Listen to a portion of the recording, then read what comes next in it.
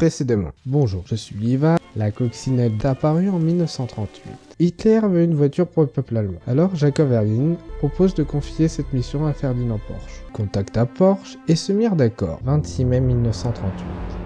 La voiture est présentée au public, la production fut lancée, mais la guerre éclate. Mein Führer, Steiner konnte nicht genügend Kräfte für einen Angriff massieren. Der Angriff Steiner ist nicht erfolgt.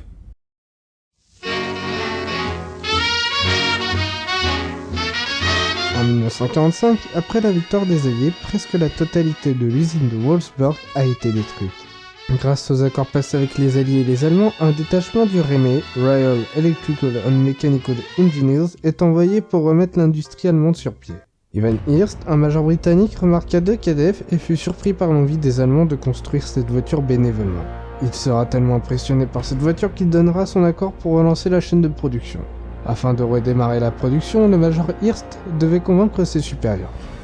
Pour y parvenir, le major amène les voitures et ils acceptent. Attendez, la raison c'est que les voitures étaient peintes en kaki. C'est une raison pétée d'ailleurs. Après quelques moqueries de la part des concurrents européens et américains que cette voiture ne se vendrait pas bien, elle arrive aux États-Unis le 17 janvier 1949. Contre toute attente, elle rencontre un succès et innove au niveau publicitaire. Hirst, considéré comme le sauveur de Volkswagen d'après les employés, il y restera jusqu'en 1949. Il sera remplacé par ce recrue Heinrich Nordhoff, un ancien cadre de chez Opel.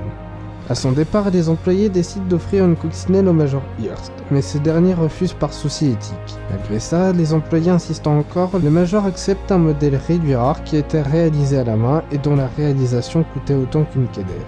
Du côté de Nordhoff, sa carrière sera bien remplie et il sera un atout majeur pour Volkswagen. Dans les années 60, tout roule pour Volkswagen. Le nom du modèle passe d'abord de KDF à Volkswagen et Type 1 en interne chez Volkswagen en 1955, puis quelques années plus tard en coccinelle. La production est grandissante, plus de 500 000 exemplaires sont produits à l'année pendant 14 ans. Elle participe et gagne des compétitions surtout lors de rallyes, elle est au cœur de la culture cinématographique et celle des hippies, ou encore elle se décline dans de multivariantes à n'en plus finir. Il y a même une Porsche pour vous dire, la Porsche Type 60, elle est construite en 1938 et qui dans les faits est une KDF plus performante.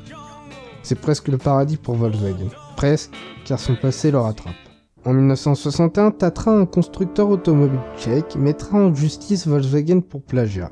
Il faut remonter dans les années 30 lorsque Porsche travaillait sur les prototypes de la Type 12 et rencontrait Hans Ledvinka, un ingénieur tchèque travaillant pour Tatra afin de partager leur projet. Ce dernier travaillait sur l'aérodynamisme de ses voitures et se fait piquer entre guillemets ses lignes par Porsche puisqu'il était pressé par le dictateur. Tatra aurait essayé de trouver un arrangement avec Porsche, mais tonton Adolphe assura qu'il allait s'en occuper. De quelle façon, me demanderez-vous? Juste en envahissant la Tchécoslovaquie, rien que ça. Ce qui avortera bien sûr la tentative de procès. Par la même occasion, Hitler aurait demandé à ce que la Tatra T77 ne soit pas explosée afin de maximiser les chances de la KDF. Cependant, dans les années 60, Tatra gagnera son procès et Volkswagen sera contraint de les indemniser. Si ça s'arrêtait ici, ça serait gentil, non? Dans les années 70, Volkswagen sait que leur coccinelle arrive en fin de vie, surtout dans les pays du Nord. La conduite est hasardeuse, le design est dépassé, les performances n'en parlons pas, et si vous pensez question sécurité, il n'y en a pas. Bref, la voiture comparée à ses homologues modernes est obsolète. Malgré son pic de production en 1971 de 1 291 612 modèles, Volkswagen ayant besoin de se renouveler, la coccinelle aura un remplaçant en 1974 par une voiture plus moderne que tout le monde connaît, la Volkswagen EA235. Quoi, vous la connaissez pas? Ah, pardon, je voulais dire à la Golf. Elle sera une voiture avant-gardiste en tout point comme la coccinelle et rencontrera un succès dès ses débuts comme la coccinelle. En gros, tout comme la coccinelle, le monde devient un coléoptère. Enfin, j'ai dit ça pour les pays du Nord, mais pas pour les pays du Sud. C'est autre chose. La coccinelle a continué à être produite car son moteur qui est refroidi par air et sa qualité de fabrication restent appréciées dans ce genre de pays. Mais toute bonne chose a une fin et la production s'arrête en 2003 dans l'usine de Puebla, au Mexique, avec la 21 529 464e coccinelle. Serait-ce la fin pour la coccinelle? Non, pas vraiment. En 1991, l'ouverture d'un bureau de design du côté de Los Angeles a pour objectif de créer une voiture pour le marché américain. En 92, Jamie, un chef designer de chez Volkswagen, conçoit quelques projets basés sur la silhouette de la coccinelle. Puis en 93, le studio californien soumet les premiers modèles au directoire de Volkswagen. Lors des salons automobiles de 1994, Volkswagen, qui manquait cruellement de vraies nouveautés, décide de construire un modèle sur le design de la coccinelle avec pour échelle 1-1, par plaisir. Cette voiture portera le nom de Study Concept One. En janvier 1994, le concept car Concept One est présenté au salon de Détroit. Elle suscite l'engouement du public américain et de la presse internationale. Quelques mois après, il y a une autre présentation du modèle, mais cette fois en cabriolet. Puis on apprend que pendant le salon de Tokyo de 1995, que la future coccinelle utilisera les technologies de la nouvelle Golf, et en 1996, lors du salon de Genève, la Concept One prend le nom de la New Beetle. Faisons un petit saut dans le temps. What were the skies like when you were young? They went on forever.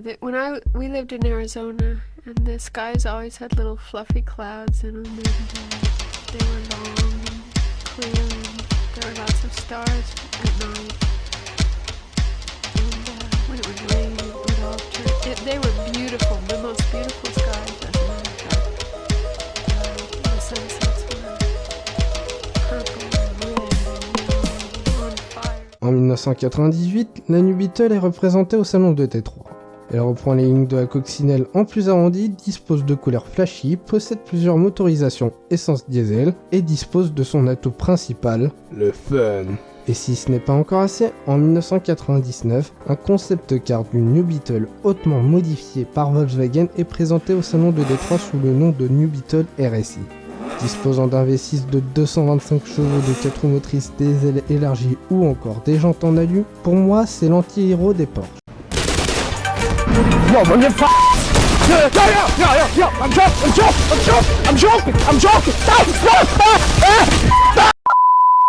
Bien que les Porschistes ne seront pas en accord avec moi, la version finale de la RSI sortira l'année suivante.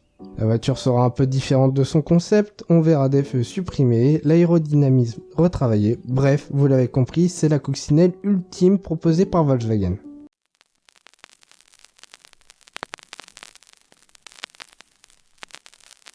Après tout ça, il me reste tout de même un dernier modèle à aborder. Non, ça ne sera pas la phase 2 puisqu'elle n'apporte rien hormis de nouveaux feux, de nouvelles lignes sur les pare-chocs, et je ne parlerai pas aussi de la version de course de la RSI malheureusement. Ce qui nous emmène en 2011 avec la présentation de la coccinelle 3ème génération à Shanghai.